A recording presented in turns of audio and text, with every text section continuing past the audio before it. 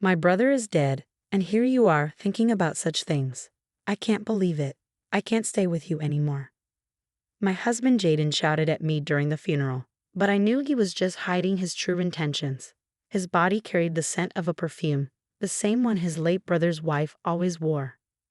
I want a divorce. Divorce me immediately. Okay, let's get a divorce then. For a moment, my husband was stunned. He couldn't believe I accepted so easily, but then he started to grin, as if he thought he could now be happy with his late brother's wife, free from me. But it won't be that easy. I whispered those words so quietly that no one could hear. My name is Stella. I live with my husband Jaden and my mother-in-law. My parents have already passed away, and I have no siblings. My mother-in-law welcomed me warmly as if I were her own daughter. I was overjoyed to finally have a family after spending so much time alone and depressed, with no one to lean on. I loved and deeply appreciated her. Jaden had a younger brother, Bobby, who was married to a young woman. They lived near my in-laws. When I joined the family, Bobby welcomed me with the same kindness as my mother-in-law. We lived close to each other, and our families often traveled together. I was happy with my new life, but those happy days were coming to an end. One day, Bobby was rushed to the emergency room. I left work immediately and hurried to the hospital. In the hospital room, I found my mother-in-law crying. I sat by her side and asked about his condition. He seemed to have passed the critical stage, but the doctor said it was still too early to tell. I held my mother-in-law's shoulder, comforting her as best I could. Still, there was no sign of my husband or Bobby's wife. I wished they would arrive soon because my mother-in-law needed them too. Jaden was on an urgent business trip but was on his way to the hospital now. My mother-in-law was distressed, unable to reach Bobby's wife, Karen. I wondered if there was any way to contact her, but there was nothing we could do but wait. Time seemed to stretch on endlessly. Finally, we heard footsteps approaching the hospital room. It was my husband, and with him was Karen. He explained that he had brought her to the hospital. I was relieved that they were finally there. But then, I felt something off.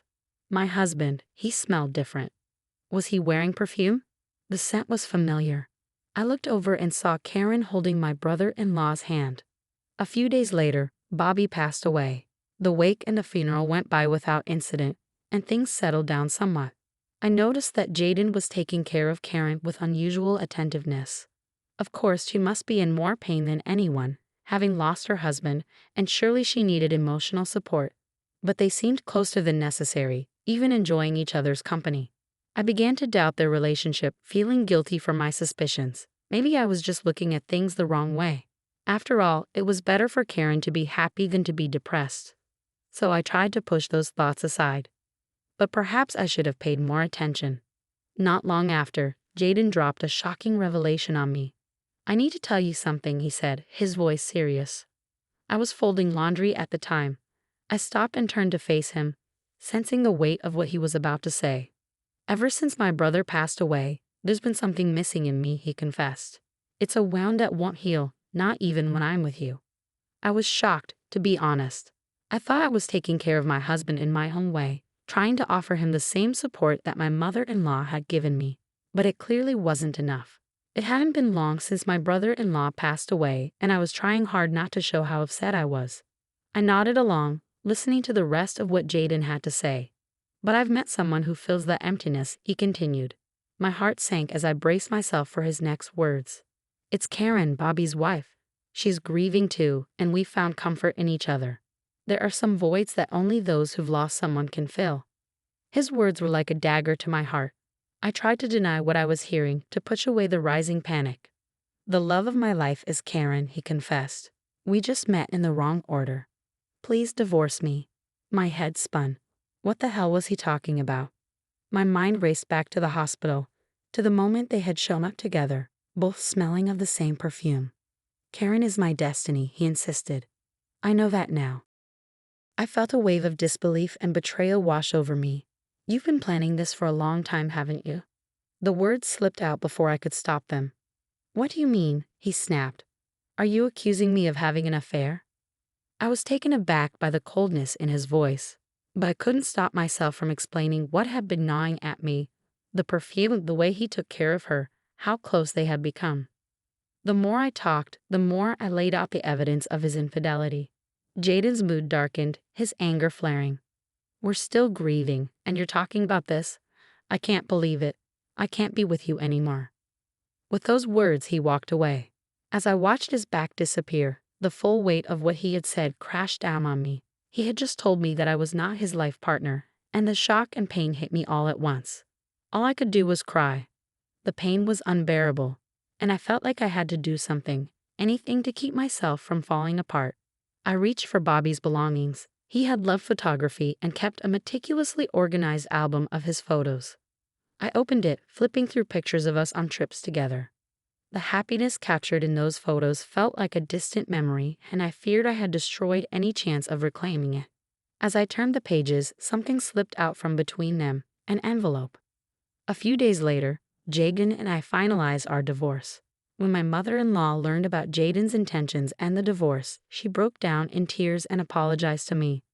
"I'm so sorry for my foolish son," she said, her voice choked with emotion.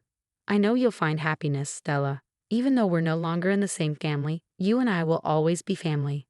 If you ever need anything, please call me immediately." She had always been good to me, and she had nothing to apologize for. It broke my heart to see such a kind woman cry, and leaving her behind was the hardest part of all. After I moved out of my parents-in-law's house and started living alone, I was overwhelmed by a sense of loneliness. It wasn't the first time I'd lived alone. I had done so before marriage, but this time, the solitude felt almost unbearable. However, that loneliness didn't last long. 2 months later, I received a call from my mother-in-law. She told me that my ex-husband and Karen had moved out, leaving her alone in a house that now felt too big and empty. She was thinking about selling the house and starting a new life on her own. But moving away would mean leaving behind the neighborhood and the friends she could rely on. Her voice was tinged with sadness when she asked if it would be all right for her to move closer to me. Hearing the loneliness in her voice, I suggested something I expected. We should move in together. At first she was hesitant, not wanting to impose. But I couldn't bear the thought of her being alone, and eventually, I convinced her. In the end, we built an apartment and moved in together. Since then, we've grown closer, more like mother and daughter than ever before. Our days together were peaceful and life seemed to be moving forward. But then, one day, I received a call from an unknown number. To my surprise, it was Karen. "What do you want after all these years?" I asked, bracing myself. "How come the house is gone? And what's this about you being adopted?" She shouted, her voice sharp and accusing.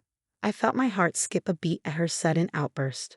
The house my mother-in-law sold had been replaced by a new building, which was to be expected. As for the adoption, it was something my mother-in-law had suggested when we decided to move in together. She wanted us to be a real family, and I had agreed. But Karen's tone made it clear that she was upset, perhaps even resentful. I began to suspect that she had been after Bobby's inheritance all along. The inheritance that my mother-in-law had now passed on to me.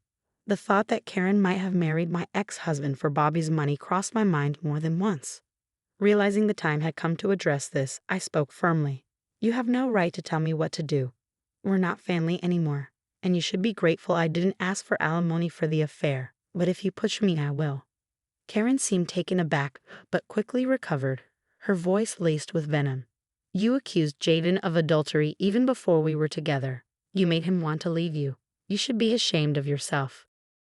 I scoffed, her response so predictable that I couldn't help but counter it with a touch of sarcasm. "What if I told you I have proof?" Silence fell on the other end of the line. I had found the letter, the one that had slipped out of Bobby's photo album the day my husband left me. The letter was filled with Bobby's bitterness and pain. "The doctor told me I don't have much time," the letter began. "By the time you read this, I won't be around anymore. This letter contains hidden evidence of my wife's affair with Jaden. If Jaden or Karen finds this letter, they can destroy it all, and I will have failed miserably. But if you, Stella, find this letter, let my wife and my brother be punished for what they deserve." The silence on the phone was deafening. I knew Karen had no comeback for this. My brother-in-law's letter also revealed his deep feelings about his wife, Karen. He wrote about how, after we got married, Karen quit her job and seemed to think it was his responsibility to make her happy. She just sat around the house, doing nothing. When he suggested they should help each other out more, she got upset. There were days when she shut him out completely, especially when she felt he wasn't earning enough money. He confessed that it was hard for him to accept how much he had changed. He tried to work harder, hoping that if he made her life easier, she might return to the person he once loved. But in the end, he realized that the woman she had become was her true self all along. He felt ashamed that he hadn't seen it sooner. If Jaden and Karen hadn't gotten involved, he wrote, I wouldn't have tried to make things worse. But I can't let her misdeeds go any further. I have to take action for my late brother-in-law. I'll destroy them both. Bobby had seen through Karen a long time ago and had gathered all the evidence. Now it was up to me to carry out his wish. I could almost hear Karen shaking on the other end of the line, trying to sound strong, but her voice trembled.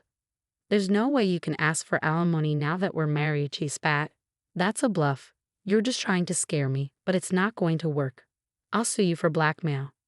Be my guest, I replied calmly. But remember, paying for a lawyer costs a lot.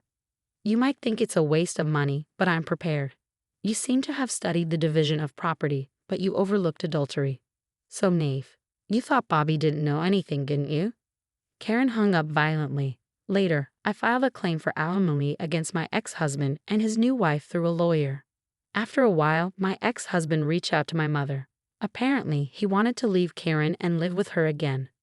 Karen's true nature, combined with her anger over the alimony charges, had made her unbearable to live with. My ex-husband's voice on the phone was so tired, it was hard to believe they were newlyweds.